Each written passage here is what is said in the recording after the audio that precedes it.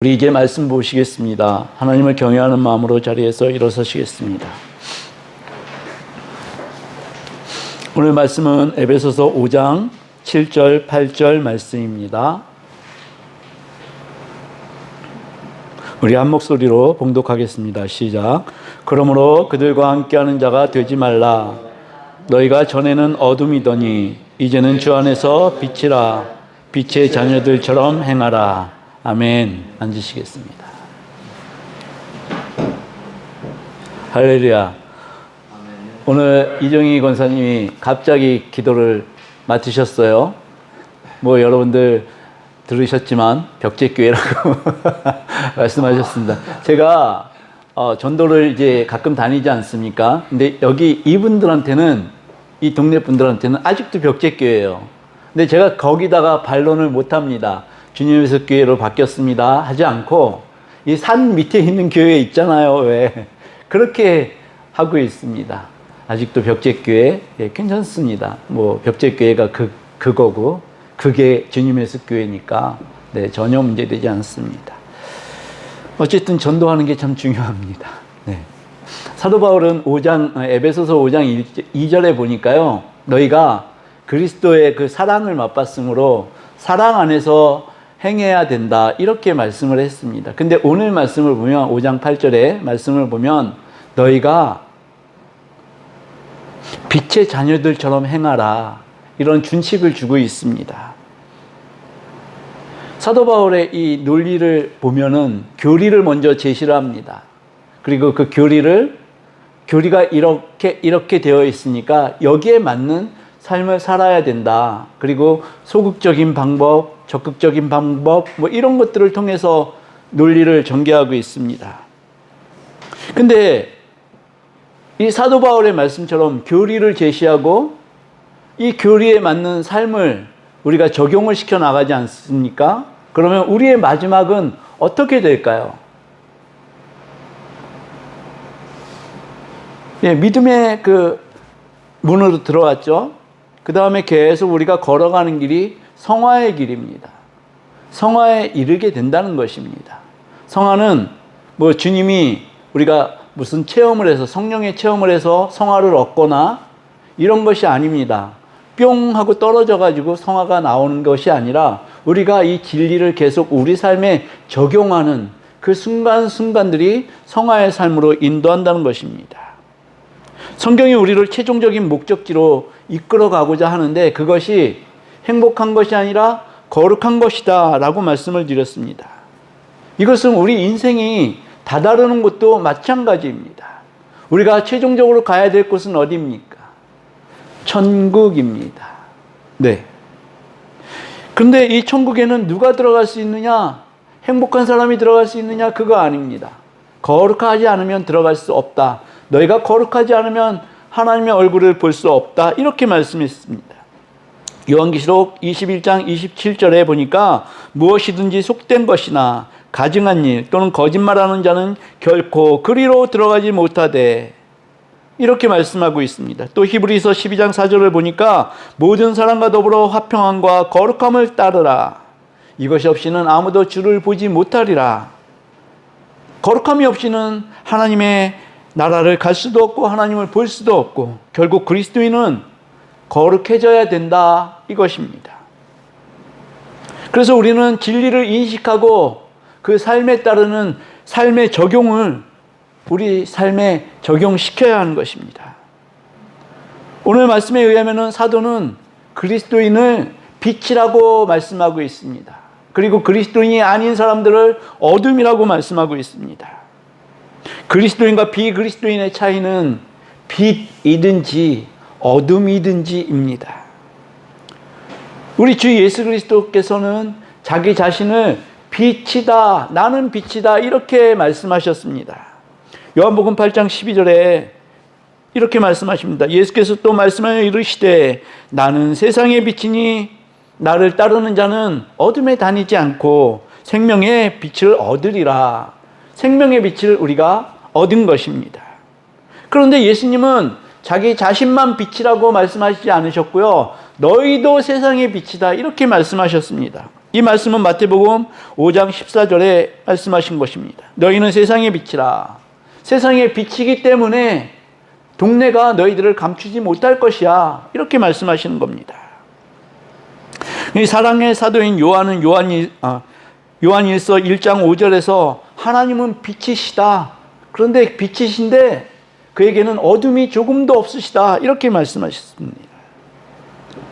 그리스도인과 비그리스도인의 차이는 빛과 어둠에 있고, 또 그리스도인과 비그리스도인의 본질적인 차이는 중생에 있습니다. 중생, 다시 태어나는 것이죠. 빛은 다시 태어난 사람의 특징입니다. 우리 다 아시는 말씀 고린도후서 5장 17절을 보면은 그런즉 누구든지 그리스도 안에 있으면 새로운 피조물이라 이전 것은 지나갔으니 보라 새 것이 되었도다 말씀하십니다.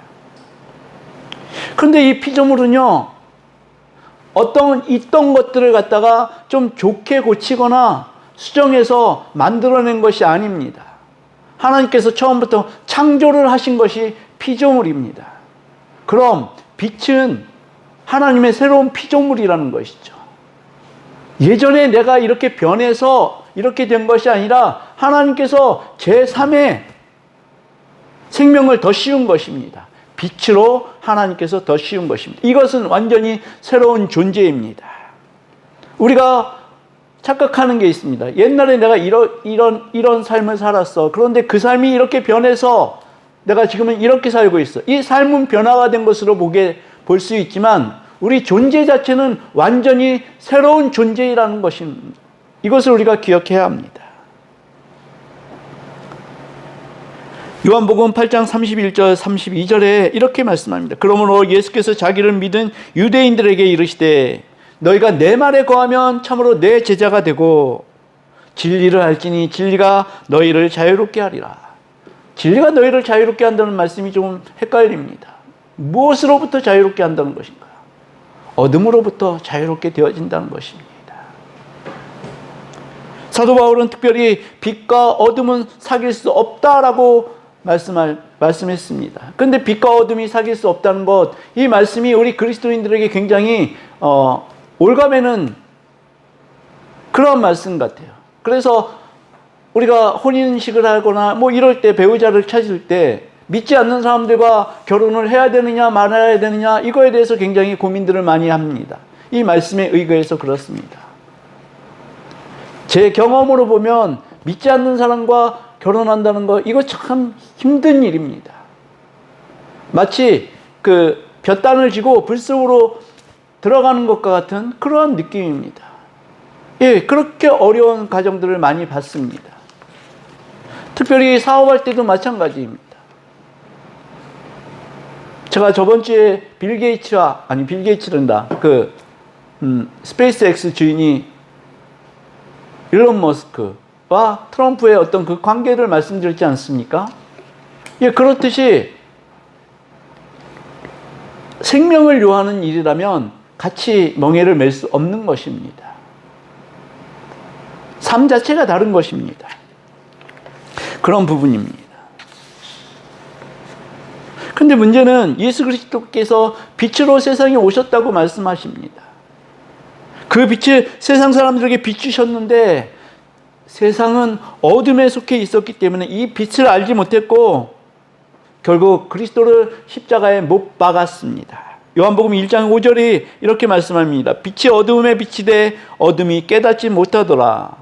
요한복음 1장 9절 10절입니다.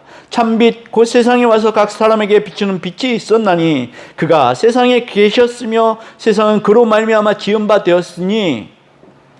되었으되 세상이 그를 알지 못하였고. 그럼 빛이 이렇게 들어오는데 어두움이 세상이 이것을 알지 못한 이유는 무엇일까요? 그것은 원죄에 있습니다. 하나님을 대적한 마귀에게 세상은 교육을 받았고 또 그 교육받은 상태에서 양육이 이루어졌습니다. 그래서 세상이 따라가는 그 삶이 에베소서에서 말씀하고 있죠. 음행과 온갖 더러운 것과 근데 이런 것들이 세상이 버리지 못하는 습관이고 또 이러한 것들을 행할 때 행복감을 느낀다는 것입니다. 결코 이것은 세상 끝까지 끝나지 않을 것입니다. 이것들을 꽉 움켜쥐고 세상 끝까지 살아낼 것입니다. 그래야지 심판을 받을 수 있으니까요. 그런데 이 이유는 두 가지가 있다고 말씀드렸죠. 마귀가 그렇게 한 것이 있고 우리 마음이 아직 죄 가운데 빠져 있기 때문에 그것을 따라갈 수 있다. 두 가지의 이유라고 말씀을 드렸습니다. 그런데 하나님께서는 그 정죄를 하십니다. 이것에 대해서. 요한복음 3장 19절 21절입니다. 그 정죄는 이것이니 그 빛이 세상에 왔을 때 사람들이 자기 행위가 악함으로 빛보다 어둠을 더 사랑한 것이니 빛보다 어둠을 더 사랑하게 되었습니다. 그리고 하나님은 미워하고 마귀는 좋아하는 사랑하는 그러한 세상이 되었다는 것입니다. 근데 여기서 오늘 그 본문에서 말씀하는 것을 보면은요, 어두운 가운데 있다, 빛 가운데 있다, 이렇게 얘기만 하는 것이 아닙니다. 너희는 어둠이었다. 그런데 이제는 너희가 빛이다. 어둠 그 자체였다가 이제는 완전히 빛이다. 이렇게 사도 바울은 말하고 있습니다. 우리는 어둠이었습니다. 그러나 사도 바울은 이제 우리가 빛이다. 근데 어디서 빛이냐? 주 안에 있을 때만 너희가 빛이다. 이렇게 말씀합니다. 할렐루야. 근데 이 빛을 받는 것은요, 우리가 사도 바울처럼 갑자기 빛을 받을 수도 있고 예수 그리스도의 11 제자처럼 아주 천천히 빛으로 나올 수도 있습니다. 사도 바울은 순식간에 빛으로 예수 그리스도의 그 은혜로 말미암아 이루어진 사람입니다. 그가 다메섹 도성에서 예수 그리스도를 믿는 그 사람들을 잡아서 감옥에 보내려는 그 살기등등한 모습을 띠고 가다가 호련히 하늘에서 비치는 그 빛을 보았습니다. 그리고 음성을 들었습니다. 그리고 예수 그리스도의 얼굴을 보았습니다. 호련히 예수 그리스도께서 그에게 엄습하셨습니다. 만약에 그렇지 않았다면 예수를 믿는 사람들에게는 사도 바울은 철천지 원수로 계속 남아있었을 것입니다. 그런데 문제는 우리가 언제 빛을 받았느냐? 너는 무슨 체험을 통해서 빛을 받았느냐? 우리는 여기에 매여 있습니다. 너는 언제 크리스찬이 되었어? 너는 무슨 은혜로 크리스찬이 된 거야? 이렇게 묻지 않습니까? 그리고 또 이것을 내가 대답할 말이 있어야 된다 그래서 곰곰이 그때 그 시절로 찾아가 보는데 모르겠어. 나는 도대체 내가 언제 크리스찬이 된 건지, 내가 무슨 은혜를 받아서 그리스도인이 된 건지 모르겠어. 이렇게 얘기합니다. 사실은 언제 믿게 되었고 무슨 체험을 받았는지 이것은 그렇게 중요한 것이 아닙니다. 중요한 것은 네가 현재 빛이냐, 네가 현재 그리스도인이냐, 이러한 인식이 있어야 된다는 것입니다. 여러분은 빛입니까? 아멘. 여러분들은 그리스도인입니까? 아멘. 빛과 어둠은 누가 정합니까? 이건 너무나 간단하고 쉬운 문제죠. 하나님의 주권에 있습니다. 할렐루야. 우리가 구원받기를 간절히 원한다고 구원을 받을 수 있습니까? 그렇다면 구원은 인간에게서 나오는 것이게요? 그거 아니죠. 하나님께서, 태초에 하나님께서 그렇게 하셨다는 것입니다. 여기에 참 델리키트한 문제가 있습니다. 어떤 사람들은 하나님께서 처음부터 예정하셨다. 근데 어떤 사람들은 내가 받아들였어. 근데 이게요, 참 미묘한 차이가 있습니다. 자, 우리가 만약에 하나님께서 강권적으로 하나님의 백성들을 다 예정해 놓으셨어. 그렇다면 우리 전도할 필요 있습니까? 없습니까? 솔직하게 말해 보세요. 전도할 필요 있습니까? 없습니까? 없어 보입니다. 근데 성경은 계속 전파하라 하지 않습니까? 그러면 하나님께서 예정해 놓은 게 아니라는 말씀인가? 이렇게도 생각할 수 있죠. 그렇지 않습니까? 지금 얘기가 산으로 가고 있는 것 같아요. 잘 들으셔야 됩니다. 네, 전파하라, 전파하라, 전파하라 하고 있습니다. 그런데 마틴 로이드 존스에 의하면요, 너희가 진리의 말씀을 전파한다고 해도 그리스도의 빛으로 들어오는 사람은 한 명도 없을 것이다. 이렇게 말합니다. 너희들의 설교를 듣고 한 사람이라도 구원의 그 문으로 들어올 사람이 있을 것 같냐? 결코 없더라고 얘기를 합니다. 그 반증으로 이렇게 얘기합니다. 지구상에 팔린 베스트셀러 중에 베스트셀러가 성경 아닙니까? 지금까지 제가 몇 권이나 팔렸나 서치해 봤습니다. 50억 권에서 70억 권 정도가 팔렸답니다. 그러면은 한 가정당 무조건 성경 한 권씩은 다 있어야 됩니다. 그죠? 그럼 이 말씀을 보고 사람들이 예수 그리스도를 믿을 수 있게 된다면은 지금 70억이 넘는 이 지구상의 인구들이 모두 거의 전체가 그리스도인이 되어야 하는 것입니다. 맞죠? 성경을 읽고 그리스도인이 될 수 있다면, 내 설교를 듣고 어떤 사람이 그리스도인이 되기로 작정한다면, 근데 또 성경은 뭐라고 합니까? 하나님의 말씀은 살아있고 생명력이 있어서 모든 골수와 뭐 이런 것들을 다 쪼갤 수 있기까지 한다고 말씀하시지 않습니까? 또 성경은 하나님의 말씀으로 지어졌다. 그래서 바르게 하고 뭐 이렇게 할 수 있다라고 말씀하지 않습니까? 이게 뭔가 대치가 되는 것 같아요.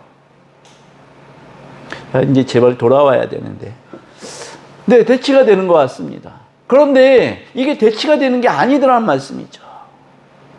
우리가 전도할 때 정말 우리가 조심해야 될 부분이 있습니다. 전도할 때요, 나만 나갑니다. 나만 나갑니다. 이게 문제라는 것입니다. 우리가 성경을 읽을 때도요, 어떤 사람은 그리스도인이 되는데 어떤 사람은 안 되고 계속 그러지 않습니까? 정말 세계의 석학들도 예수를 믿었다가 뭐 이런 하나님이 다 있어, 이건 말도 안 돼 하고 떠나버리지 않습니까? 그것은 반드시 성령의 조명이 필요하다는 것입니다. 이게 하나님의 강권적인 역사라는 것입니다. 네. 그래서 우리가 전도할 때 반드시 해야 될 것은 뭐니? 기도가 필요하다는 것입니다. 성령님, 강권적으로 임하여 주십시오. 이러한 기도가 반드시 필요하다는 것입니다. 실제적으로 전도를 하러 나가기 전에요, 여기서 통성기도를 같이 하고 나가는 것과 그렇지 않은 것과는요, 판이하게 다릅니다. 그 전개되어지는 모습들이요. 그래서 반드시 성령께서 함께 하셔야 된다는 것입니다. 성경은 우리가 예수 그리스도의 생명을 받아 세상에 비칠 때, 세상은 어둠이기 때문에 예수 그리스도를 받아들이지 못하고 십자가에 못 박았다, 이렇게 말씀하고 있습니다. 어둠이기 때문에 그렇습니다. 어둠은 빛을 받아들일 수가 없습니다. 그래서 우리가 예수 그리스도를 믿게 된 거는 뭐로 된 거예요? 성령께서 강권적으로 역사하셔서요, 그 은혜로 된 것입니다. 은혜로 우리가 믿음을 갖게 된 것이죠. 그래서 이것은 너에게 육체에서 난 것이 아니기 때문에 자랑할 것이 아니다라고 사도 바울은 말하고 있는 것입니다. 만약 진리의 말씀을 듣고 이 진리의 말씀을 습고해서 그리스도를 믿을 수 있게 된다, 그러면 세상은 온통 다 그리스도인이어야 되는 것입니다.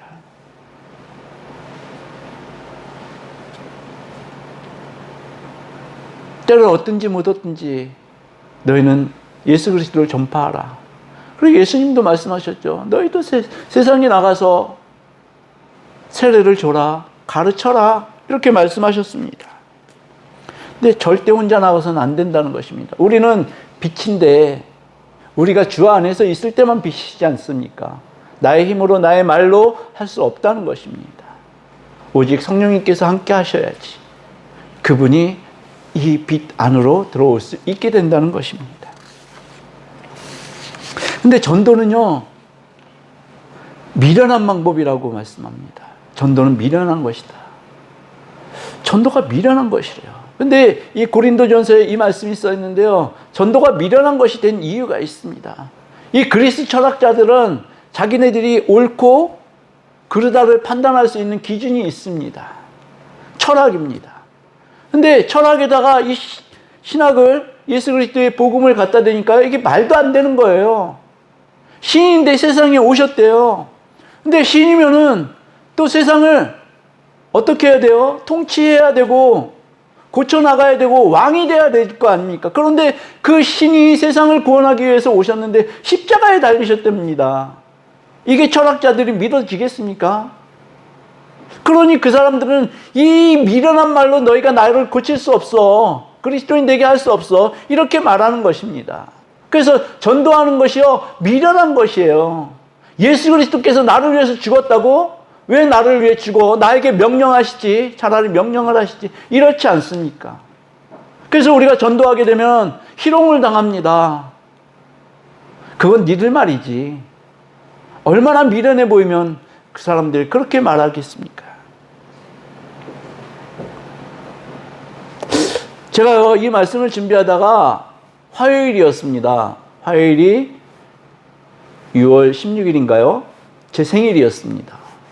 제 생일이 6월 16일입니다. 말씀을 준비하다가 교회 와서 기도를 하는데요. 갑자기 눈물이 확 터져버립니다. 내가 빛인데 제가 하나님께 고백하는 거, 하나님 저 참 서럽습니다. 네. 아, 빛인데 서러울 수 있구나. 우리가 예수 그리스도를 믿으면 다 행복해진다고 이렇게 거짓말하는 건 진짜 거짓말이구나. 예수 그리스도를 믿음에도 내 인생은 서러워질 수 있습니다. 왜요? 제가 아내랑 어디를 가든지 아내는 시선을 끕니다. 생로병사는 인간들에게 참 너무 자연스러운 거 아닙니까? 근데 쳐다봅니다. 오랫동안 쳐다보고 뒤돌아서 쳐다보고 입구에 들어가기 전에 먼저 쳐다보고 그렇습니다. 하나님 참 서럽습니다. 내가 빛인데, 아내가 빛인데 세상은 우리를 가엾게 보고 우리는 그 길을 지금 걸어가고 있지 않습니까? 참 서럽습니다. 그런데 빛의 자녀들도 서러울 수 있다는 것입니다. 빛의 자녀들이라 그래서 사업이 다 잘 되나요? 다 건강한가요? 그렇지는 않더라는 말씀이죠. 빛의 자녀들도 일정의 분량을 견디고 묵묵히 걸어가야 될 그 길이 있다는 것입니다. 대표적인 인물 욥 아시죠? 사방으로 막혀져 버린 욥. 자녀들 다 죽어버리고, 그게 인간적인 불행에서 가장 큰 불행 아닙니까? 그런 불행을 당했던 욥에게 한 가지 길이 열려 있었습니다. 하늘문이 열려 있었다는 것입니다. 하나님과 통할 수 있었다는 것이죠. 욥의 인생이 서럽지 않았습니까? 얼마나 서러웠습니까? 근데 그가 빛의 자녀였다니까요. 빛이었다니까요. 여러분들, 우리가 사업 잘 되면 너무 좋죠. 너무 감사하죠. 그러기를 축복합니다. 네, 정말 그러기를 축복합니다. 근데 그 중에서도 우리가 평탄하게 사는 것만이 아니라 어려운 가운데에서도 주님을 바라봐야 되고, 참 놀라운 것은 그 가운데에서 주님이 우리와 함께 하신다는 그 사실을 깨닫는 것입니다. 저는 이 서러움이요, 하나님께서 나를 하나님 앞에 붙들어 놓는 장치다. 하나님의 그 사랑의 줄로 나를 묶어 놓으신 그 장치다. 제가 그렇게 그 시간에 결론이 나오더라고요. 그렇지 않았다면, 이 서러움이 없었다면 나는 그냥 내가 행복한 대로 살고 말았을 사람이다. 이 서러움을 통해서 하나님께서 나를 하나님께 붙잡아 매시는 그러한 장치로 사용하고 계시는구나. 그래서 감사한 마음이 들어서 더 크게 울었습니다. 사랑하는 성도 여러분, 여러분들이 빛 안에 있고 빛이라 그래서 여러분들이 삶이 매일매일 반짝반짝 빛나지는 않을 것입니다. 때로는 인생의 고통도 또 고난으로 밤을 지새우는 날이 많을 수도 있습니다. 아니, 어쩌면 지금까지 또 그렇게 살아왔을 것입니다. 아직도 그것이 우리 삶의 난제들처럼, 마치 허들처럼, 장애물처럼 우리 앞을 가로막고 있을 수도 있습니다. 그런데 이 서러움은, 이 허들, 이것들은요, 내가 정말 하나님을 생각할 수 있는, 하나님께 매여 있게 하는 그 장치라는 것입니다. 육신의 고통으로 하나님이 살아계신다면 나를 고쳐놓으세요. 이렇게 우리가 기도할 때도 있을 것입니다. 근데 이 육신의 고통으로 말미암아 나는 하나님 앞에 더 가까이 가게 됩니다. 기도를 통하여서, 그분의 묵상을 통하여서. 우리 하나님도 이 서러움을 겪으셨습니다. 아주 심하게 겪으셨습니다. 왕이신 하나님이신 예수 그리스도께서 이 땅에 오셨는데요, 독생자로 세상을 구원하라 이 땅에 보내셨는데 그 아들을 십자가에 매달아 죽였지 않습니까? 이 서러움을, 이 비참함을 하나님도 먼저 겪으셨다는 것입니다. 우리의 비참함, 우리의 서러움을 하나님은 벌써 공감하고 계신다는 것이죠. 내가 아프구나?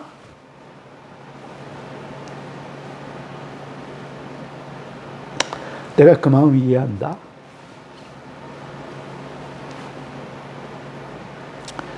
이런 공감하시는 하나님, 그 하나님이 우리 하나님이십니다. 그 하나님이 너는 빛이다, 빛의 자녀들처럼 살아라, 내가 아플 때 내가 너와 함께하고 있다.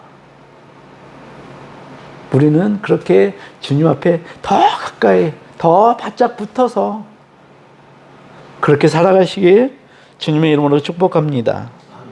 우리는 기억하고 인식해야 합니다. 내가, 그리고 우리가 빛의 자녀이고 빛이라는 것입니다. 할렐루야. 우리는 하나님의 자녀입니다. 예수 그리스도 안에서 우리는 빛입니다. 할렐루야.